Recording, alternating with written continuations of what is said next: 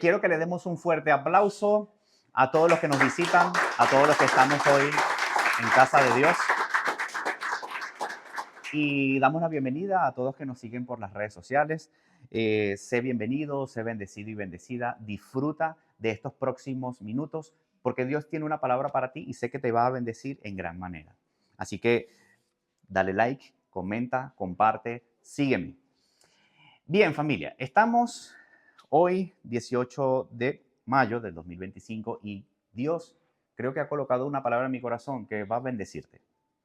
Y he titulado el tema de lo simple a lo extraordinario. Muchas veces podemos definir a Dios como alguien grande, alguien magnánimo, alguien que está supremamente lejos de nosotros, pero resulta que Dios lo vamos a encontrar en las cosas simples de la vida, en las cosas sencillas. Y es lo que quiero hoy desarrollar. Dice en Primera de Corintios, capítulo 1, versículo 26 al 31. Dice, sino que lo necio del mundo escogió Dios para avergonzar a los sabios, y lo débil del mundo escogió Dios para avergonzar a los fuertes. Para entrar un poco en contexto, en aquel tiempo, en la iglesia de Corinto, o en la iglesia en los Corintios, el apóstol Pablo estaba viendo contrastes entre dos grupos de personas. Habían un grupo de personas que eran exitosos, como lo había dicho al principio, personas que tenían buena posición social y económica, pero también había ese otro grupo de los pobres, los que tenían insuficiencia económica, los que podían tener ciertas limitantes. Entonces, el contraste que él podía ver no era solo económico. En lo que él podía detallar o observar en cada uno de ese grupo es que los incapacitados o los que no tenían mayor alcance económico mostraban una actitud más humilde, más sencilla, a diferencia de los que tenían este poder adquisitivo, que eran personas autosuficientes, personas que buscaban reconocimiento, personas que tenían miles y miles de seguidores, influencers, fotos aquí y allá, viajes en lanchas, en barcos, es personas que estaban bien posicionadas. Por eso es que Pablo dice esto, sino que lo necio del mundo escogió Dios para avergonzar a los sabios. ¿Qué quiero decirte con esto? Esto no quiere decir de que el evangelio es solo para los pobres, no, señor. El evangelio no es para aquellos que están en la pobreza o para aquellos que están en la bancarrota. No, el evangelio es para todos. Sin embargo, lo que el apóstol Pablo nos enseña en este versículo es que cuando teniendo mucho tienes una actitud humilde y dispuesta, ahí es donde Dios te va a escoger. No sé si me doy a entender. Dios te va a escoger aún con tus riquezas, con tu abundancia, cuando seas humilde. Tener una actitud, eh, como dice Pablo también, dice, el que sea sabio, hágase como que el que no sabe nada. Es decir, textualmente él dice, de manera que aquel que crea que tenga alto, o sea, que nadie tenga un alto concepto de sí mismo que el que deba tener, sino piense de sí con cordura. O sea, nuestros pensamientos debemos someterlos a la obediencia de Cristo, manifestando cordura, manifestando humildad, manifestando esto que dice, para avergonzar a los fuertes, a los que se creen autosuficientes, a los que creen que tienen a Dios agarrado por un pelo y resulta que no están agarrando a Dios, están agarrando a Satanás por la actitud de prepotencia, por la actitud de falta de humildad. Entonces, con esto quiero desarrollar el primer punto. Dice, la gloria de la vergüenza. La verdadera religión o la verdadera esencia que nos enseña el Evangelio es cuando nosotros nos damos cuenta que no podemos hacer nada por nuestro propio esfuerzo. Ahí es donde entra el poder de Dios en tu vida. Yo en mis oraciones a Dios, como ministro y pastor, le digo, Señor, yo quiero que tu palabra sea emancipada de forma contundente. Úsame en las redes sociales, úsame a través de las personas, úsame en la congregación, pero quiero que tú traigas una forma en la cual yo humanamente no sepa cómo tratar o dirigirme directamente ante la sociedad. ¿Por qué digo esto? Porque muchas veces, o el estándar, es que hay una inclinación en el que tanto tienes, tanto haces. Tengo en mi cuenta bancaria 30.000 euros y pues con esos 30.000 euros puedo hacer, durante un mes puedo alquilar el local y durante un mes puedo hacer esto y esto, lo otro. O sea, ya planificaste de acuerdo a lo que tienes. No está mal. Sin embargo, estás limitando tu fe a esos 30.000 euros. Estás limitando tu fe a lo que tienes en tu cuenta bancaria. Sin embargo, Dios te está retando a mucho más. Dios te está retando a partir de lo que tienes, pedirle mucho más. Entonces, es allí donde se va a producir como un pequeño cortocircuito en el mundo natural. Dices en tu mente, no voy a poder alcanzar más de lo que tengo porque tengo que primero salir de las deudas, tengo que primero pagar estas cuentas para después poder hacer lo que realmente quiero. ¿Y por qué digo esto? Porque muchas veces podemos pecar ante dos cosas. La primera, podemos pecar ante el deseo de ser reconocidos por lo que tenemos y la segunda es creernos autosuficientes.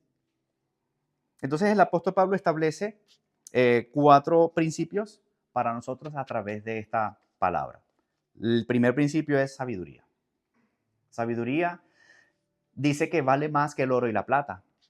La sabiduría es más preciosa que cualquier cosa en la tierra.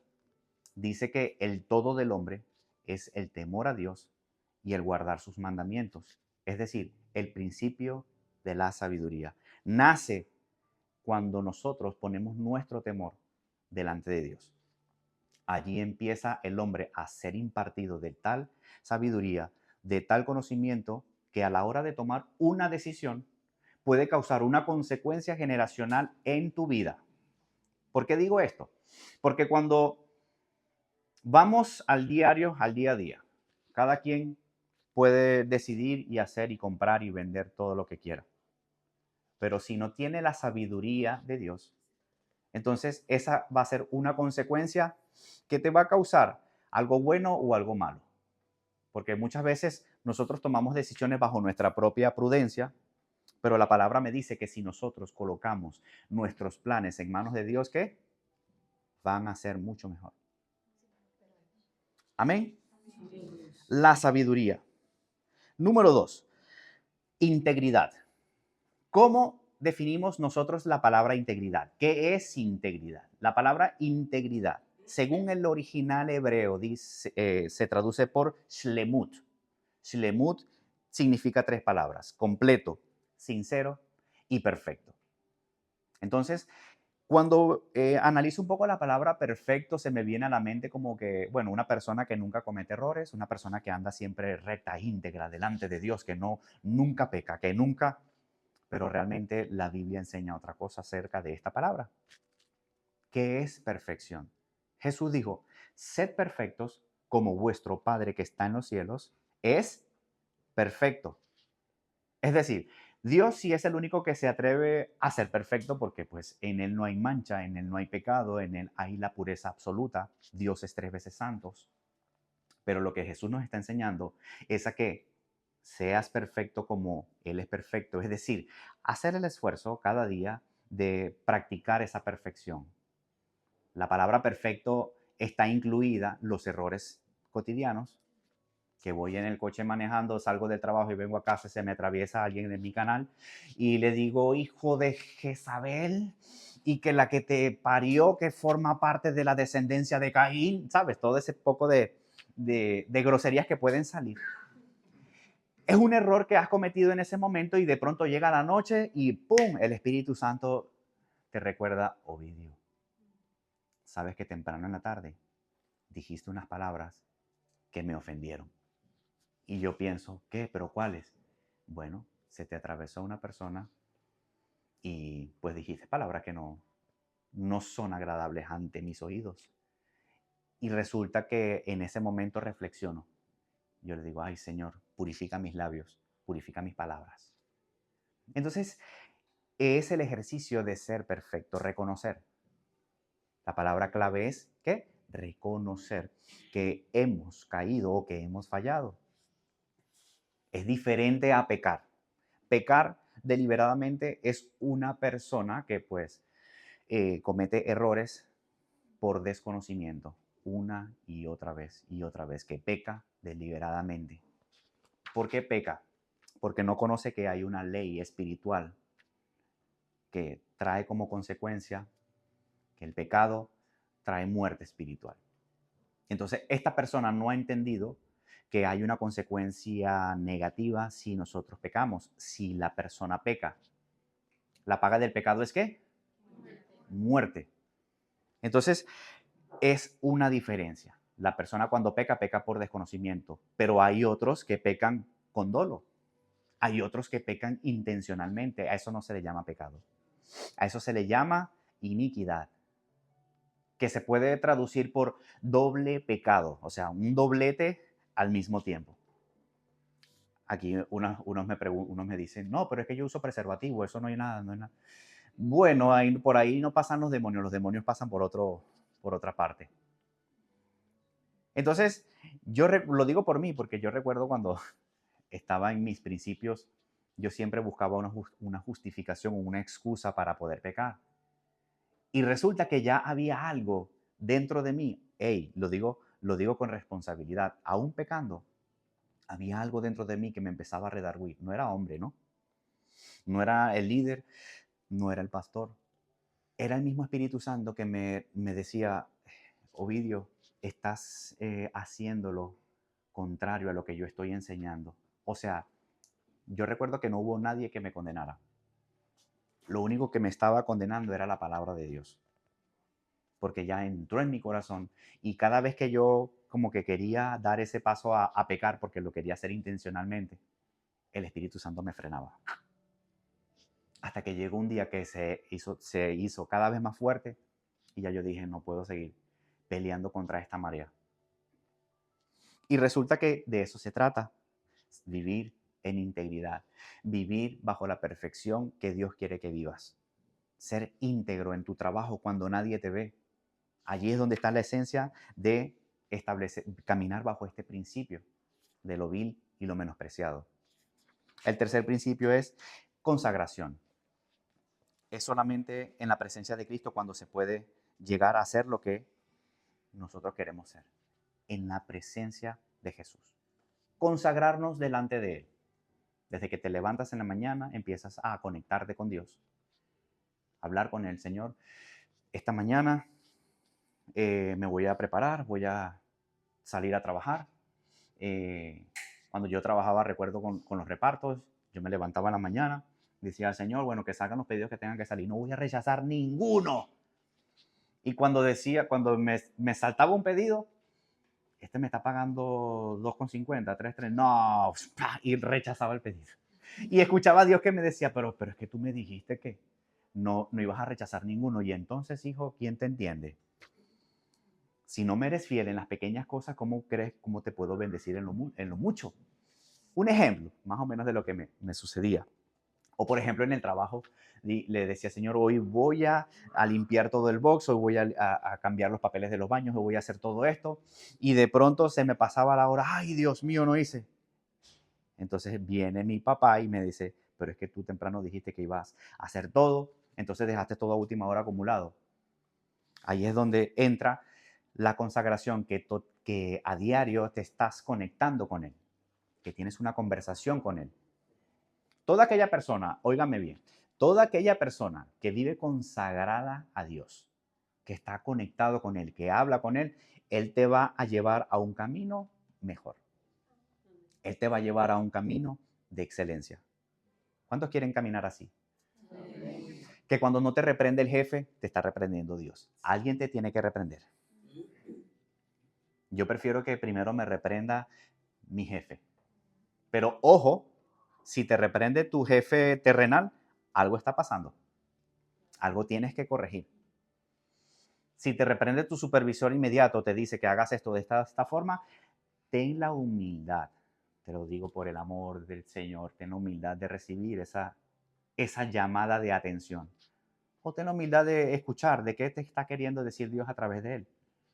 Porque aunque no lo creas, aunque sea difícil de creer, Dios ha colocado a esa persona en tu vida para que tú seas bendecido y bendecida. Así que mi consejo es, si quieres tomarlo o dejarlo, ora por esa persona. Ora por tu jefe, ora por tu jefa, porque Dios lo ha colocado allí. Número 1, para moldear tu carácter. Número 2, para que seas una mejor persona. Y número 3, ¿para qué crees tú? Para que tú le des testimonio de Dios a esa persona. Amén. Amén. Número 4, el cuarto principio, liberación. Y este es, yo digo que el más importante y el precursor para nosotros poder tener un alcance total, un alcance más lejos que cualquiera otra persona.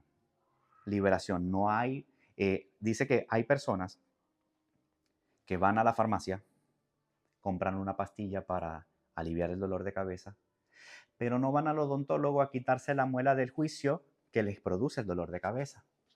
Aquí hay una odontóloga. Y hay una farmacéutica. No me malinterprete que los farmacéuticos sean malos, sino que a lo que me refiero es que buscamos lo cómodo. Buscamos la herramienta más fácil para salir del paso. Buscamos esa pastillita que nos quita el dolor de cabeza, pero no vamos a la odontóloga que nos quite la muela y trabaje la raíz. Entonces sucede eso con el ser humano. Acudimos al pañito de agua tibia para aliviar el dolor, pero no vamos al que tiene el poder para quitarnos lo que produce ese dolor. La liberación completa entonces va a depender de que tú vayas al centro, de que tú vayas a la fuente, que es Jesús. En Jesús hay liberación. La palabra dice que el que oyere su voz hoy, en este momento, va a ser verdaderamente libre. Si el Hijo os libertare, seréis verdaderamente libres. Entonces debes pedirle a Dios liberación. Señor, libérame de esta atadura. Cada vez que veo a esa persona se me hierve la sangre. Cada vez que recuerdo ese acontecimiento, me da como una indignación, me da como una impotencia. Entonces ahí es donde, en esa área es donde Dios quiere limpiar para que pueda ser libre completamente.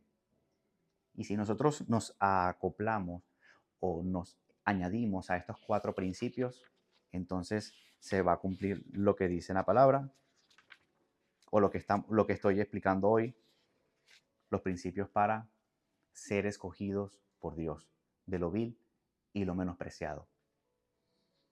Amén. Amén. Punto número 2, acciones sencillas y consecuencias extraordinarias. Acciones sencillas. Cuando me refiero a acciones sencillas, quiero recordar lo que dice en Mateo 25, 14 al 30. Aquí Jesús está hablando de una parábola de un hombre, de un señor que se fue lejos y dejó a 3 siervos encargados con unos talentos. El primer siervo dice que le dio 5 talentos. Le di a Kenny 5 talentos. A Jesús le di 2 talentos. Y por allá a Rafael Figuera le di 1 talento. No, pero eso tranquilo, ya Dios te redimió. Resulta que al tiempo yo regreso, ¿verdad? Y vengo a pedirle cuentas a Kenny.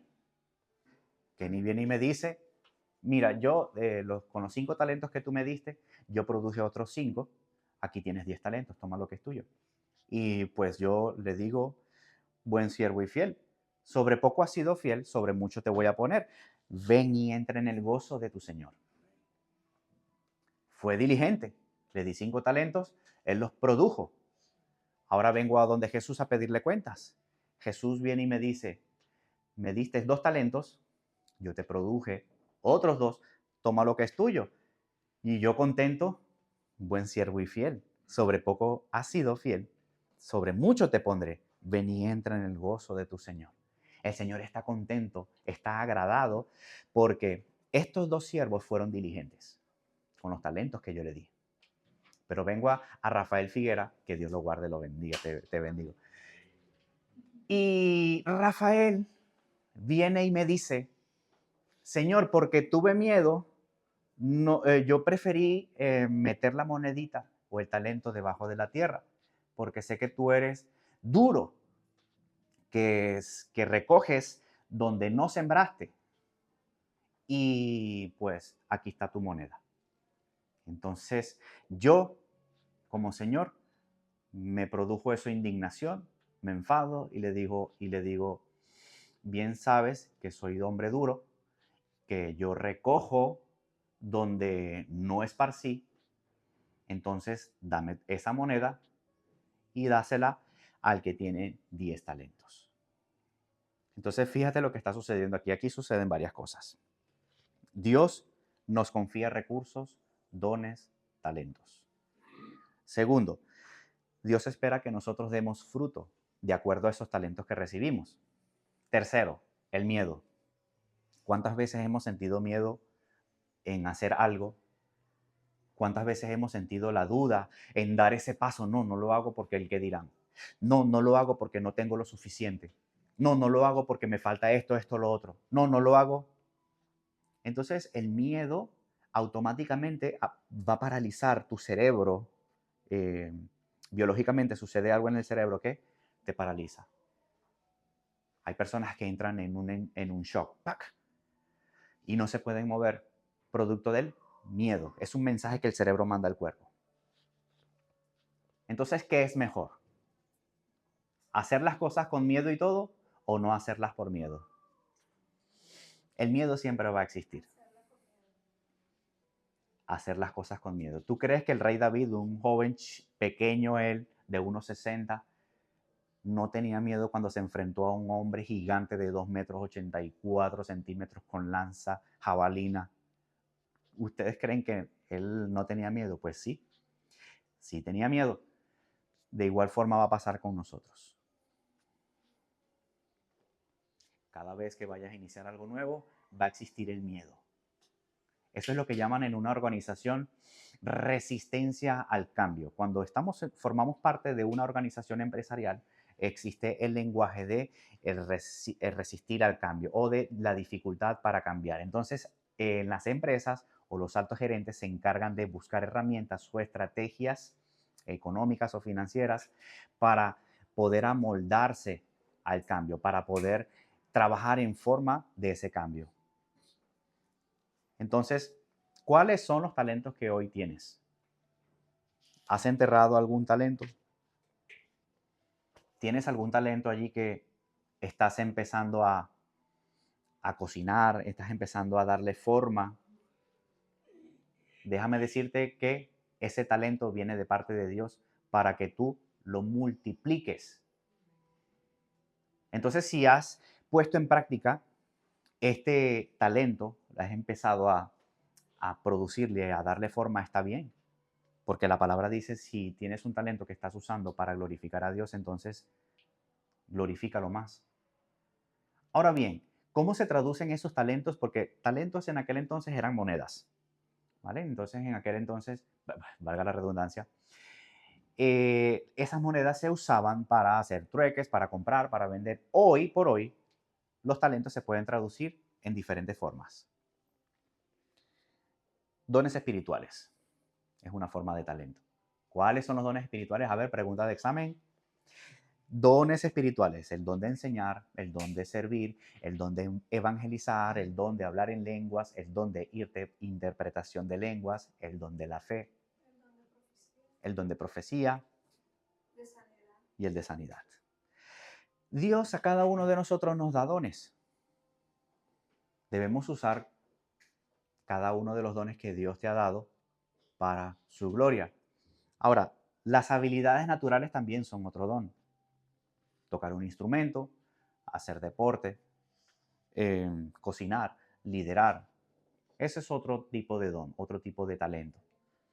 También están los recursos materiales. Hay personas que tienen el talento de tener propiedades, recursos materiales. Amén, reciba allí. Eso, ponte de pie. siéntate, ponte de pie, otra vez, siéntate, ponte de pie, y así. Haz el ejercicio que eso también te va a despertar, que si estás cabeceando, empiezas a fluir irrigación sanguínea. Entonces estos talentos, si los usamos para este Señor que está aquí ahora mismo con nosotros, créeme que la bendición que viene para tu vida va a ser sobreabundante. Amén. Eso va a colocar nuestra mente el enfoque de el cómo hacer, de el qué hacer y no pensar en que no lo voy a poder lograr, que es difícil, que la duda, que solo trabajo para esto, para alcanzarme. No. Dios te va a llevar mucho más de lo que tú te imaginas si decides caminar en fe. Amén. ¿Cómo aplicar entonces esto a nuestra vida cotidiana? Ahí es donde está la tarea de cada uno de nosotros. ¿Cómo hacerlo? Te voy a dar primero un tips. Orar. La oración puede mucho, puede muchísimo. Déjame decirte que ustedes son personas que están marcadas para influencia divina. Es decir, donde tú te encuentres, en tu trabajo, en el gimnasio, en la calle, en reuniones, la gente va a mirar algo diferente en ti. ¿Por qué? Porque está el Espíritu Santo contigo.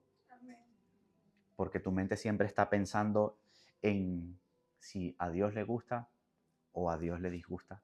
Porque tu mente siempre está pensando en impartirle eso que tú tienes a alguien más. Porque esta versión o este concepto o este modelo que nosotros perseguimos, que es la presencia del Espíritu Santo, muchas personas te miran, pero es que tiene algo diferente, me gusta, siento como que hay una buena vibra, hay una paz, es la presencia del Espíritu Santo. Y es nuestro deber y es nuestra responsabilidad enseñar ese modelo a esas personas que desconocen del Espíritu Santo. Amén. Amén. Promesa y advertencia. ¿Cuál es la promesa? ¡Ay! Suspendidos. La promesa es buen siervo y fiel. Ajá. Buen siervo y fiel. Sobre poco has sido fiel, sobre mucho te pondré. Ahí está la promesa. Estamos siendo fieles en lo que tenemos ahora en la mano. Estamos siendo fieles con lo poco. Ahí es donde Dios te está observando con ojos de amor y que tú te vayas delante de Él y le digas, Señor, aquí estoy usando mis talentos para tu gloria y para tu honra. Sé una persona desprendida. No temas al fracaso.